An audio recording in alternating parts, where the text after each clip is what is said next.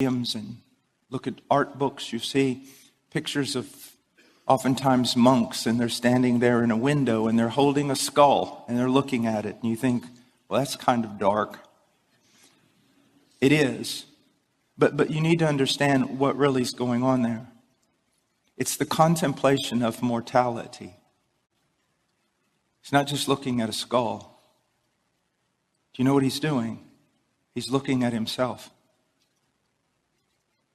That monk knows this will be me in a twinkling of an eye. Strong men grow old, and old men die. Yes, strong men die. Men who are genius die. Strong men grow weak and die. All men die. Have you really grasped that as a man? I don't mean just played around with it and laughed and told a joke about it. Have you sat down and really thought about this? You're going to die. And everything you lived for outside of the will of Christ is going to burn. Everything. You say, well, but I'm not a missionary and I'm not a preacher. If you're in this church, you know better than to use that language. You can be a policeman and be a policeman every moment of your life for the glory of God, and He takes it as service. You can be a doctor. You can be a ditch digger. You can work construction. So don't play that game. It doesn't matter who we are. Missionary in the Congo, or construction worker out on the highway. If we know Christ and Christ knows us, there's no longer the division of secular and sacred in our life. Everything is sacred if it's offered to Him. And He takes it as service to Him. One of the most life-changing things that I experienced before I was converted. As a matter of fact, it's one of the things that led to my conversion. My father, I was many times afraid of him. He was big. He was strong. He was good. I wanted to be like him in so many ways. We're running with a roll of wire, putting up a fence for the horses. Put a pole between the wire, one man on one side, one on the other, and you roll it out. And all of a sudden, when we were talking about upcoming basketball season and all kinds of things. And all of a sudden, I looked down and then I heard him scream. I felt the wire drop. I grabbed him. We fell to the ground. He was dead. I realized at that moment, it didn't matter if I was like my father, who I never thought I would be like. It doesn't matter. He's dead. Be strong like him and die. Courageous like him and die. Successful and die. Intelligent and die. You fall in love. You lose her in the end. You need to contemplate. You need to get away from media and contemplate your own death. And contemplate everything you have invested in. Where are your investments? When I was at the University of Texas, I had to study a lot of different things for my major in economics, finance, just all sorts of things, engineering, everything. And I remember after I became a Christian and some of my friends said, "What are you doing?" And I said, "I'm not doing anything that I wasn't taught in class." And they all knew it was very anti-Christian university. And they said, "What do you mean?" I said, "Well, remember investments. I've not stopped investing. I've just traded up. I'm not going to invest in this place anymore because I seriously believe it's going to burn and everything that's going to burn with it. And the one who signs on the dotted line, the co-signer with you in this world, he hates you. He's going to take you for everything you have. I'm just changing where I'm investing. Where are you investing? Where? Are you investing in your own godliness?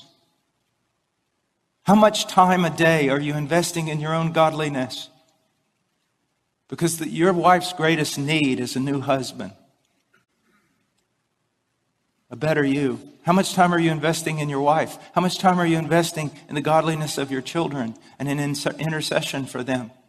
How much are you investing in your local church? Never forget this in the Lord's Prayer after he says, hallowed be thy name, thy kingdom come, thy will be done. He says, give us this day our daily bread. People make all kinds of nonsense about that text. Well, it's not talking about give us bread for 90 years. It's give us daily bread. All these different things, and they miss the entire point. You know what the point of it is? Do you know what's really going on there? You're praying in this way. Here you see the heart of Christ. You're saying, God, my only reason for existence, the reason for my breath, is that your name be hallowed, that it be placed in a category totally distinct from all other categories and honored above all categories. I want to live for that, for your name being hallowed, for your kingdom to come, for your will to be done. Now, give me this day my daily bread. Lord, I don't want riches. I don't want luxury. I don't need anything. Just give me enough food and shelter and clothing so that I can devote my life to fulfilling those three things I prayed about. Just give me the sustenance I need to keep serving you. That's what a man does. In the creation commission, Adam's told to go out and bring God's kingdom, bring God's rule, subdue everything in the world to the will of God for the glory of God. I believe in one sense, the call of the Great Commission and every command to the family and all the commands given to us with regard to every aspect of our life is almost a recommissioning of that in some sense. We are to go out. We are to subdue ourselves. We are to subdue our families.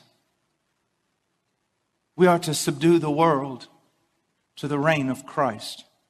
That's the only reason we need food. It's to do that.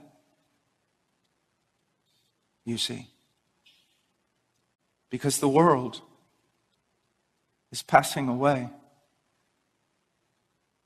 And I'm well aware that there are so many people that I love so dearly, that are passing away with it. They're passing away. Depart from me. I never knew you. You see, this is not your home. This is a place that you've been thrown down into to do battle. That's why you live. That's why you live. Now, I want to go on to something else. I want us to look for just a moment at this world.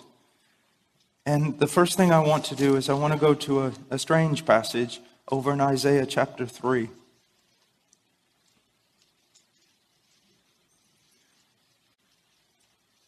God is bringing judgment upon a people in this passage. God is bringing judgment upon a people. And he says in verse 1, Isaiah chapter 3, verse 1, for behold, the Lord God of hosts is going to remove from Jerusalem and Judah both supply and support, the whole supply of bread and the whole supply of water. So he's going to remove this. But what else is he going to remove? The mighty man and the warrior, the judge and the prophet, the diviner and the elder, the captain of 50, and the honorable man, the counselor and the expert artisan and the skillful enchanter. One of the greatest acts of God's judgment upon a people is when he removes the noble men from leadership. When he removes the entire population of noble men, and there's nothing left but ignoble, weak men. Now, who would dispute with me today and say this passage has no application to the United States of America? I travel around the world. I see men, strong, angry, and many of them mad at us. I come home. I see silly older men playing with toys. I see little boys playing with video games. And I see most people no longer even knowing what bathroom they should go in. We are under the judgment of God.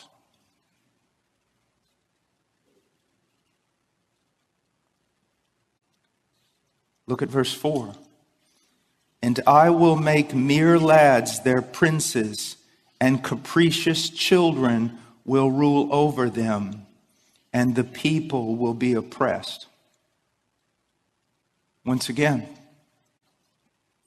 this is our world. I've been amazed for the last 30 years, and especially in sitcoms and things like that. Isn't it amazing that the parents, especially the dad, is always portrayed as, even if he's kind-hearted, he's foolish and really doesn't understand anything about the world. And in the end, the children are the ones that are the counselors. But you know what? Most Christian men saw things like that and couldn't even discern there was a problem. Why? Not in the Word. Not in the Word. Not with men of the Word. And I think both those things are almost equally important. Brothers, the only thing that's going to keep you from this is the Word, the Word, the Word. My wife one time was teaching a group of women in Romania, and finally, after a couple of days, one of them said, Miss Chato, we really love your teaching and your help, but on every question that we've had, you've basically said just the same thing. We need to be in the Word. Why do you do that? And she said, well, because you need to be in the Word. I'm sorry. In a way, it's really wonderful that it's not mystical, that you don't have to climb up to heaven or drive yourself down into hell to grow. Isn't it wonderful that it's really quite simple? Read the Word, fellowship with godly men, fellowship with your wife, fellowship with your children around the Word, learn the Word. Isn't it wonderful that it's really that simple? And isn't it terrible how accountable we're going to be on that final day because it was so simple? I didn't say it was easy, but it's simple. There's no mystery to it. No esoteric knowledge that you need. You need the Word. Now, look verse 5. And the people will be oppressed, each one by another, and each one by his neighbor. And the youth will storm against the elder, and the inferior against the honorable. Is that not our society today? Is that not exactly where we live? Now, look at verse 12. O my people, their oppressors are children, and women rule over them. Now, most people, when they read this, they think, yeah, wicked women ruling over men.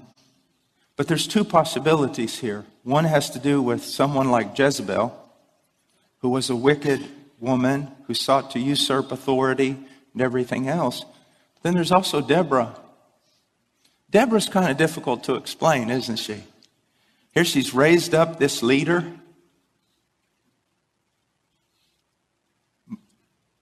Trying to put everything together in the scriptures, it's my opinion that that Deborah was raised up as a rebuke to men.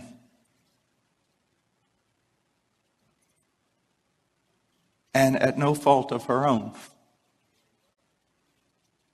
Do you know how many young girls, now young men, you listen to me. I travel all over, even here,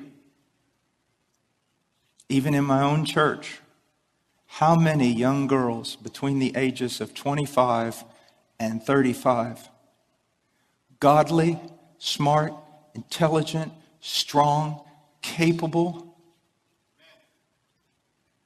and they say, are we going to be single all our life? Our only option is to be single all our life, or to entrust our lives to boys our age who, when they get a little bit of extra money, buy cool tennis shoes or another video game. What are we supposed to do? Brothers, the Chinese say there are no bad students, just bad teachers. What kind of legacy did you leave? Some of you were laughing. What kind of legacy have you left? What have you done? I am not going to stand here and curse the darkness and make fun of a younger generation. I'm not going to do it. Because when you look in Israel, a generation was raised up who did not know the Lord. And whose fault was that? The previous generation. Yeah, you guys might not be playing video games, but a lot of you have wasted so much of your time doing the stupidest, silliest things of which men are beyond that. No, brothers, I'm telling you, it was a great thing for me to learn that my life, that I should go to the casket, poured out. That life is supposed to be difficult. That self-sacrifice hurts. That it's not about me. You say, oh, it's about Christ. Be careful of a theology of glory. It is about Christ. But if it goes no further than that, the words you've said are nothing more than a meme. It's all about my wife. It's all about my children. Then it's all about my church. And then it's all about the elect people of God who have yet to hear the gospel of their salvation. That's what it's all about. That's what it's really all about. I know professional men in this church, and I know professional men in other places around the world that are extremely professional, extremely busy, and they witness to more people in 1 week than I do in 6 months. Through their professions, through their things, they have Bible studies, they encourage, maybe they don't do that, maybe they don't have the gift of teaching, but you go to their home and you see their children and their wives. They're not about gaining something in this world. They're just using the gifts that they have in order to serve in those concentric circles of concern. Now, what do I mean by that? This is the way I've ordered my life. It was based on a book on evangelism that was written about 40 years ago by a very godly man, Concentric Circles of Concern. But I took it and changed it up a little bit. In the middle of that circle is me. You say, well, that doesn't sound very Christian. Well, it is. And what am I saying when I say the middle of that circle is me? The greatest thing I can do for everyone else on this planet is to be a better Paul washer. And what does that mean? To seek to be more conformed to the image of Christ. If I do not start with me in the Word and renewing my mind, nothing else works. Nothing else works. So first of all, as men, what do we do to combat this? What do we do? First of all, our great goal should be to be conformed to the image of Christ in character. Isn't it amazing that the qualifications for an elder are almost exclusively character? And you say, well, I'm not an elder. I don't have to worry about that. What you have to understand is in that list in Titus 1 and 1 Timothy 3, what he's basically saying is this: an elder needs to be a mature Christian, and this is what a mature Christian looks like. A husband needs to be a mature Christian, and this is what a mature Christian looks like. Character, to grow in conformity to Christ, which starts by cultivating the mind of Christ in the Word of God, and then growing. If you don't know anything about the principles of marriage, but you're a man who walks full of the Holy Spirit and bearing the fruit of the Spirit, you're going to be okay in your marriage. Now, you need both things. But the one without the other just doesn't work. And so that's the first concentration you should be thinking of. I need to be a clean tool, a useful tool, an accurate tool. And then from there, what is our greatest concern? Your wife. Your wife. Her godliness, her sanctification, her prosperity as a person, her flowering, your wife. What about me? Okay, you die. That's your job. You say, well, I don't like that. Then don't walk around pounding your chest like a gorilla and saying you're a man. Because a man is someone who dies to self for his bride. Because Jesus was not a man, he was the man. And we follow him. And then you give your life to your children. Well, I thought children were first. Now there's your problem. Greatest thing you can do for your children, men, is to love their mom. And do you know why so many women hate their daughter-in-laws? Because it's your fault. Yeah, sin has many consequences. So as a husband, you neglect your wife. You neglect affection, intimacy, growing as friends. You neglect all these things. And so your wife, she needs that. She needs that. She's a faithful woman. She's not going to commit adultery. But now you forced her to find it somewhere else, and she finds it in her children. And her children start supplying for her all the affection that she's not getting from her husband. And then when other people come along to take her children away, she can't stand it. And that's your fault. That's my fault. You see, obedience and God's commands. I can remember looking at a certain thing in Hebrews 10, taking Hebrews 10 and then seeing how it seemed like the entire Bible was interwoven